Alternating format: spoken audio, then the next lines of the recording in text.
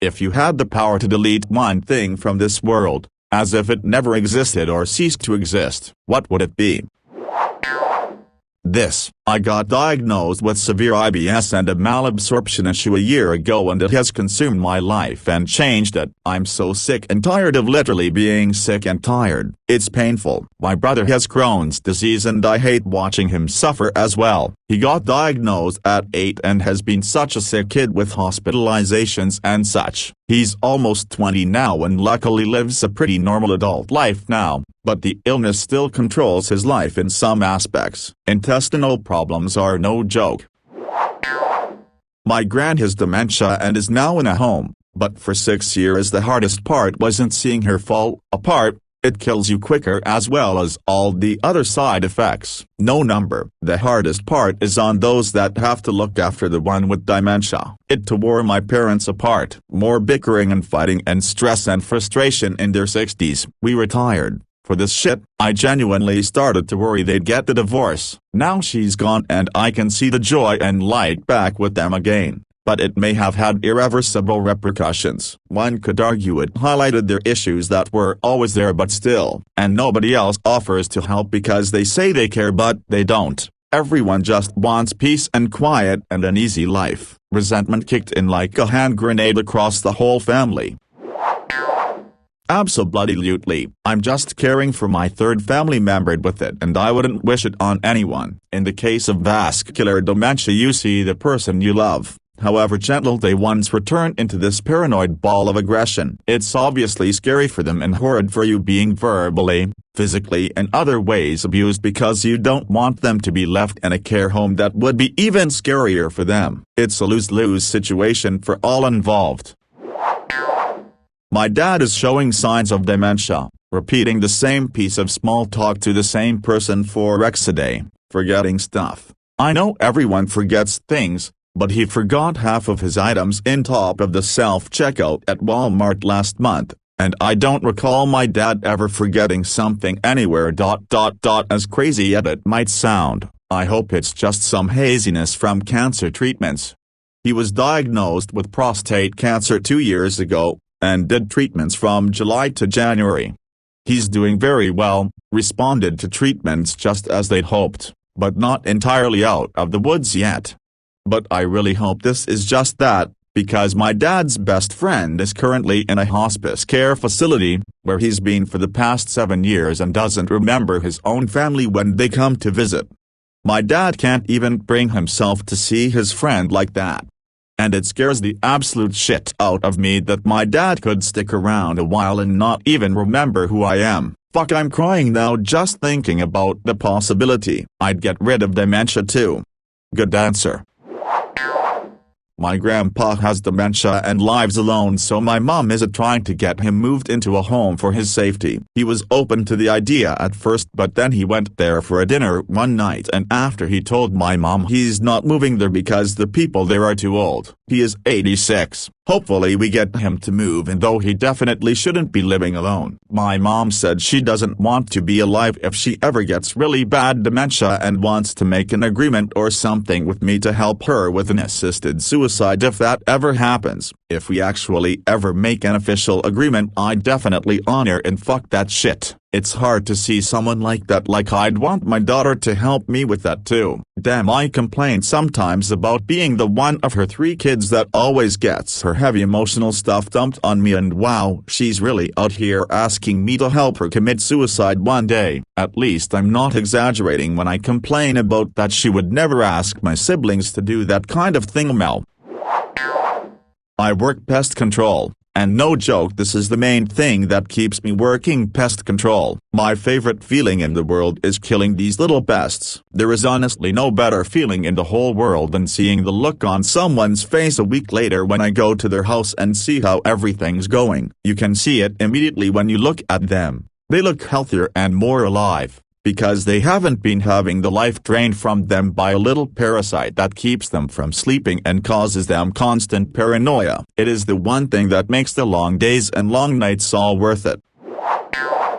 Well, you got a 3 for 1 there. Bed bugs can depress you, especially if they're resilient and you can't get rid of them. You're wasting thousands of dollars you don't have just to give them a new home in your home, which leads to poverty. For example, the majority of Americans don't even have $500 saved up for an emergency. Bed bugs will rock your wallet trying to get rid of them, and oftentimes it won't even work. And corruption. I'm going out on a limb here, but places like Rent-A-Center are notorious for giving you bed bugs, and they seem to not do shit about it. Almost as if at some locations it's cheaper to let your whole showroom get infested than replacing it and fixing the issue. I know some locations know, and they hand it off to you anyways. And to add to poverty, Rack's business model is designed to fuck poor people. Sure, if you're able to pay it within a few months, the interest is low or non-existent. Go over that as most financially struggling people would, and you'll end up paying 2x, 3x, 4x plus the retail value of whatever you're renting. I know those other issues are very serious, and in some cases can't even be compared to this, but just justifying how your example would actually cover all those bases in a way, lol. I agree. I had to deal with the twice. It mentally fucks you up. My dad's house was severe. You can see them in the daytime crawling up the wall. I got them in my apartment last year, from a chair my dad gave me. Luckily we acted quick. My boyfriend, roommate and I got rid of the chair and couch. We had an inspector come out twice. Luckily we cleaned everything and got rid of them too. But now his grandmother has them and I cannot ever go into her house until I know they're gone. I'm mentally fucked from them. Had bed bugs for a month at a place, then was able to get out of the lease. My dad had to be very aggressive to the slumlord. Took about a month of constant work washing shit and loss of thousands of dollars of personal items to get rid of them. Wanting them to be gone isn't even selfish, it would help millions of people in poverty. Bed bugs fucking suck. Exactly. It's like Steve Hofstetter said, most people who don't want kids realize that they don't have the time, or the money, or the love it takes to raise a child. Then you have so many ignorant fucks that are responsible for overpopulation saying that goes there and boom, baby. I'm probably not going to have kids because I don't really have the patience for them, and that's okay. But if people would stop and think before putting things where they honestly shouldn't go, this world would be a lot better to live in. Edit. Thanks for the gold. Whoever sent that, you're awesome. We can fight back and take the telemarketing industry down by being creative. Waste their time. Make what they're doing unprofitable. Keep them on the line as long as possible. Every minute they're dealing with you, with no sale forthcoming, is a minute they're not making money. Fuck with them. Listen to their whole spiel. Ask dozens of questions. Just slow the whole process down. Screw 'em. I actually asked my dad about this. Chemist. Deals with organic stuff. Apparently mosquitoes aren't super vital to the food chain, but they do create valuable amino acids that they then give back when they get eaten or exchange blood. So, yeah, they're necessary for a lot of life on Earth. But scientists are working on engineering ones that do all the good but don't transmit viruses. Getting rid of mental illness entirely would be so helpful. For one, a good portion of all abuse would go away entirely. There would be less suffering, and physical illnesses like diabetes or malnourishment would go down too. Plus, LGBTQ folks would have less people shouting "you're mentally ill" at them. I can't imagine my life without ADHD. It's shaped every aspect in a negative way. Not having an abusive family from mental illness on every end is an alien concept to me, but I hope to God that it will stop one day. Brain tumors. I've had one and we didn't find out until I were like 11 or 12, and having a brain tumor is like straight up worse than hell. It slowly ate my brain to become bigger, and the way we saw something was wrong was during a lesson in school when I felt super bad for what I thought was no reason. I quickly raised from my chair, ran to the door, opened the door, fell and vomited on the ground, and the teachers called my dad. He picked me up. It didn't get better when I took medicine and stuff, so I forced him to take me to the hospital, and they gave me medicine that still didn't work, so we drove to the hospital again and they did a body x-ray to know what was wrong, and they didn't find anything, but it kept getting worse. So my dad called again and then we did full body x-ray and they found something weird in the head, so I did an head x-ray and they saw that there was something wrong at the brain, and they did a brain x-ray and found a 6.5 centimeter long brain tumor, large to be a brain tumor, and then they got kinda stressed and contacted a surgeon right away and took to emergency operation room and operated me. I have 2 pictures on my Reddit of when I were there. I still have it hard, but it's getting better and better for every day. Dementia. My mom passed a few weeks ago at the age of 57 to this. She only had one good day in the last 2 weeks she was alive. She told me she wanted a picture of me and my sisters cause she was afraid she wouldn't remember. It hurt me deeply seeing her that way, with her not knowing who I was or where she was at. I just wish I told her that I loved her more than I did. So if anybody reads this, please spend time with your parents and tell them you love them.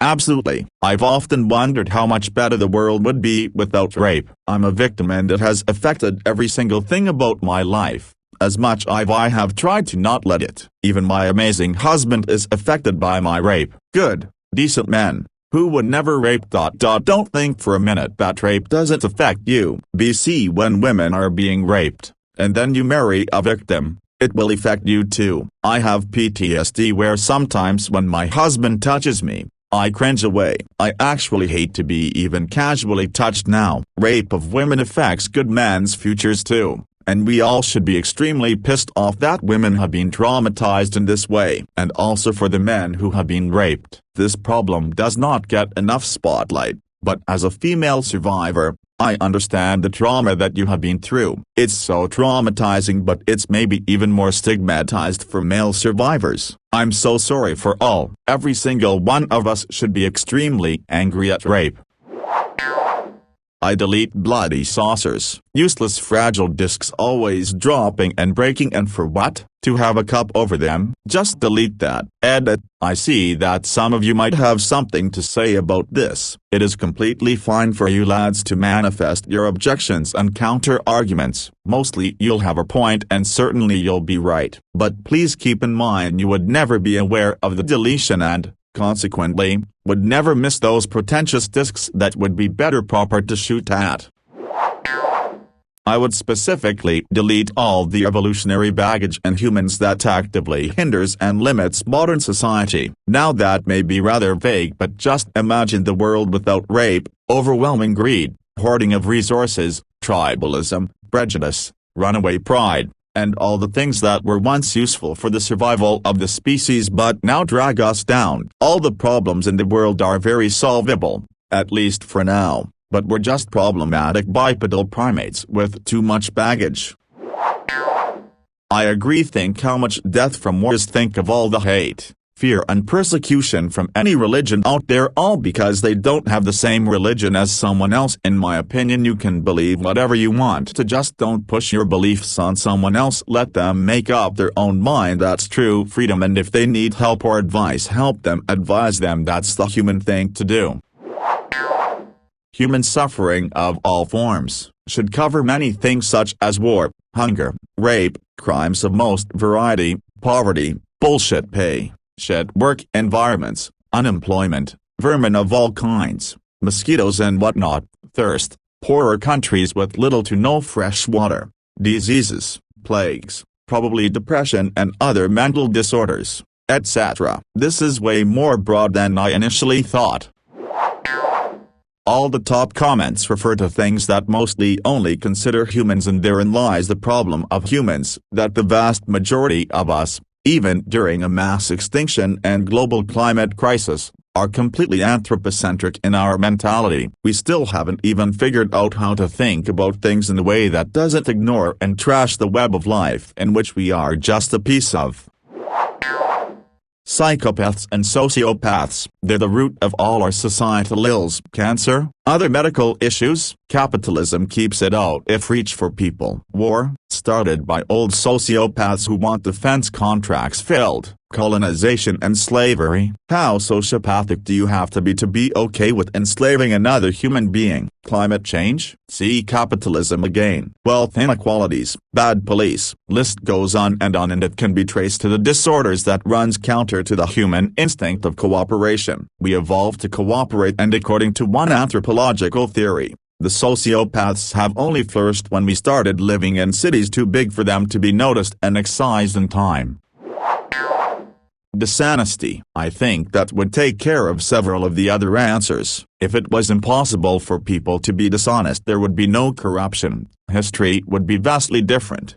Most society would be better, so less stress and therefore less anxiety and depression, no abuse of any form, etc. Not sure if that would have an effect on physical illnesses like cancer, but mental well-being would be great.